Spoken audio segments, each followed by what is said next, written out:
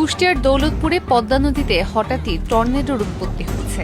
29 April বেলা 3টার দিকে কুষ্টিয়ার হাটখোলা এলাকায় পদ্মা নদীতে পানির এক স্তম্ভ আকাশের দিকে উঠে যায়। এর কয়েক মিনিট পর পরিস্থিতি স্বাভাবিক হয়ে যায়। সামাজিক মাধ্যমে ছড়িয়ে পড়া 1 মিনিট 50 সেকেন্ডের ভিডিওটিতে দেখা যায় পদ্মা নদীর মাঝ থেকে পানির স্তম্ভ আকাশের দিকে উঠে গেছে, অনেকটা ফানেলের আকার ধারণ করেছে।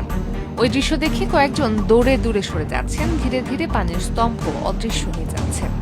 কুমারখালী আবহাওয়া পর্যবেক্ষণাগার জানায়, ফেসবুকে ভিডিওটি দেখেছি, তবে আবহাওয়া অফিসে এ ব্যাপারে কোনো তথ্য নেই। এ বিষয়ে দৌলতপুর উপজেলা নির্বাহী কর্মকর্তা আব্দুল হাই সিদ্দিকী প্রথম আলোকে বলেন, পদ্মা নদীতে হাটখোলা এলাকা থেকে টর্নেডো ভেড়ামারার দিকে অগ্রসর হয়ে যায়, তবে এতে কোনো ক্ষয়ক্ষতি হয়নি।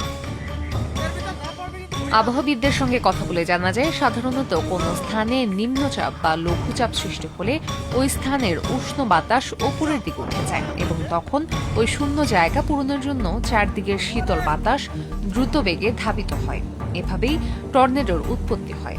অল্প সময়ের জন্য তৈরি হওয়া এই ঘূর্ণিঝড় গতিপথে যা পড়ে সবকিছু নিজের ভিতর টেনে নিতে থাকে এবং ক্রমেই শক্তিশালী হয়ে উঠতে থাকে। স্থলে হলে বা পানি ও ভূমি মিলে টর্নেডো তৈরি হলে সেটা অনেক সময় শক্তিশালী হয়ে ওঠে। শুধু পানির ওপর টর্নেডো তৈরি হলে সেটা ততটা শক্তিশালী হয় না। অধিকাংশ ক্ষেত্রে টর্নেডো দেখতে সরু ফানেলের মতো হয়, যার চিকন অংশটি ভূমি স্পর্শ করে। যদিও টর্নেডো বিভিন্ন আকার কিংবা আকৃতির হতে পারে।